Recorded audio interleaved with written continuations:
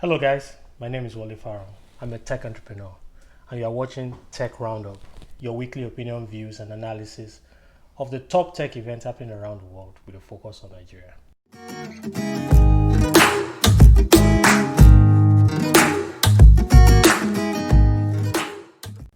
This week, we'll have another review at the Nigerian Fintech space as we learn that Access Bank is sponsoring the Nigerian Fintech Week this year. We'll talk about the result of the recent US election and what it might mean for tech and big tech especially. To review the story with me this week is Oladipupo Ogunseye. It's a packed show, so let's get started.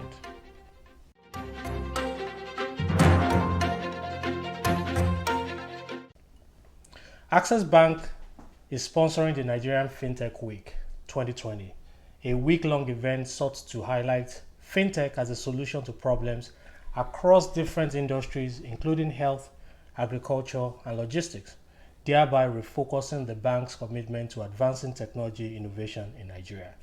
Access Bank is one of those banks that have been at the forefront of embracing technology solutions and advancement in the last few years. And this sponsorship is just one more for their good track record. The importance of fintech growth efforts are essential to financial and economic inclusion. No one argues otherwise. Since the CBN drive to cashless economy began around 2012, Nigeria has benefited from the adoption and rise of digital banking, digital lending, and digital payment, to mention a few of the areas that have seen tremendous growth in the last few years. There has also been concerted effort and drive for financial inclusion, which has seen the rise of agent banking in various rural and suburban parts of the country. The agents have been very instrumental to driving digital payment and financial services solutions in remote parts of the country. Let's discuss this more about the gains and project forward with a discussion with Ladi.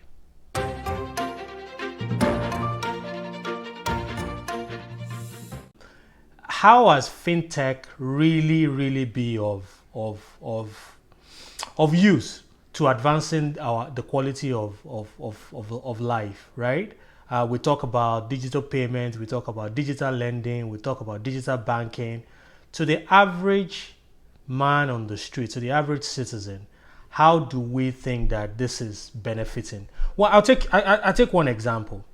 For me, I think most advanced society in the world, the first world countries, one of the things that separates them from the rest of the world, the thing that really make the economy thrive, is consumer spending power, right?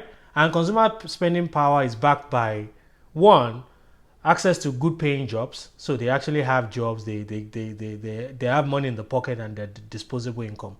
But the other side of it is credit. They have access to loan, consumer credit. I want to buy a TV, I can buy it. I want to buy a house, I can apply for mortgage. There's a credit system that helps you build up your what you can take, and that tremendously improve living standard. And those are some of the things that we expect to enjoy with fintech. But the question is, are we really seeing that now? Are we on the path to that, or we're still very far from it? Ladi, what are your thoughts? So for me, Wale, Nigeria really, the stage where we are, in terms of financial inclusion, development, and access to financial services, I think we're on a very good trajectory. Key element part, which I think that in terms of how we are going, is lagging behind, or is like the one which is at the back burner, is in terms of payments.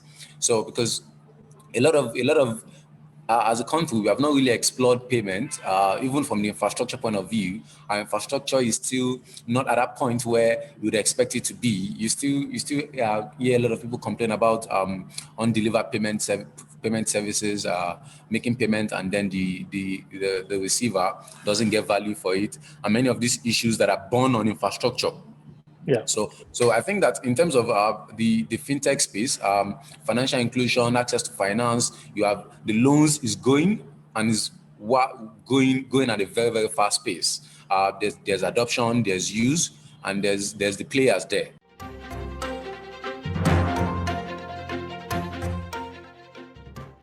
And to our next story.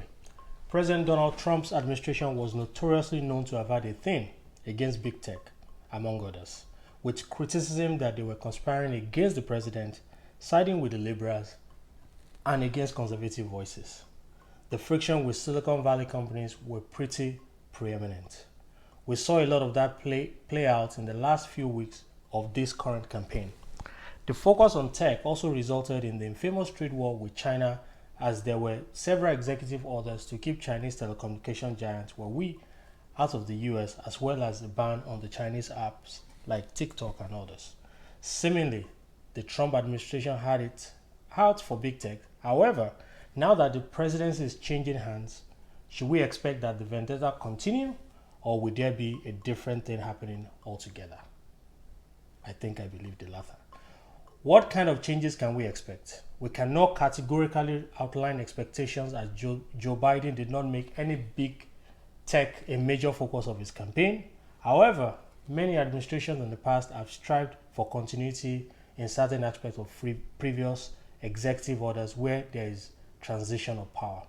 As a matter of fact, less than 24 hours after the first network called the presidential election for Joe Biden, the president-elect had published a transition website detailing his administration's agenda with 4 focus areas, including COVID-19, economic recovery, racial equity, and climate change.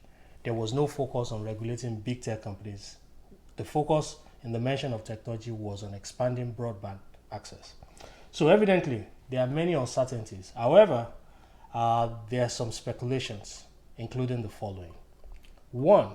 The antitrust lawsuit against Google will continue under the Biden administration. It remains to be seen. The second, the Section 230 that has been banned for enabling tech companies hosting inappropriate content like revenge porn will be brought to focus. Again, all speculations. And third, buyers in dealing with big tech, potentially because through Biden's campaign, there was no such support from technology companies and tech affiliates. And lastly, coronavirus will be a top priority. Times are different than they have ever been. Economic recovery from coronavirus is likely to be the primary focus, and technology would have a role to play.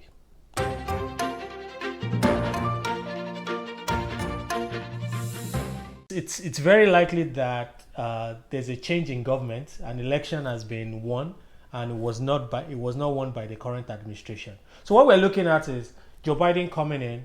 What impact does that have on technology and big tech globally? But then at the country level in Nigeria, what can we expect that this would have? I'll take a few. One, I think, if there is an end to this trade war, I think it's going to impact access to devices generally. The technology devices generally. It makes us have access to cheap devices that come to Africa, which in the last few months, we've been seeing that, demand is beginning to exceed supply. So there can be a balance there again. The second one are on visas, and I'm focusing on student visas that take people to go and study, to go study in the US, and subsequently H-1B or work visas that they get, where they can then work with big techs like Amazon, like Google, like Microsoft. Those have been difficult to come by with some of the changes in regulation. And Nigerians are even beginning to say, you know what, I'll do something else instead of going to the US. We know that when people go over to the US, when they go to, universities to pursue, postgraduate degrees, and they work with big tech and small tech, when they eventually come back to Nigeria, they tend to add value. So that has been on the low side as well. So these are some of the areas that I think we can be optimistic about with a change in administration in the US. That's all we have time to take this week. As always, we'd love to hear your comments and feedback. So please connect with me on LinkedIn at Wale Faron, as well as on Twitter. And please subscribe to the Tech Roundup YouTube channel if you haven't done so. Also, please like us on Facebook and be part of our ever-vibrant tech community. Until next time, have a good week and see you again next week.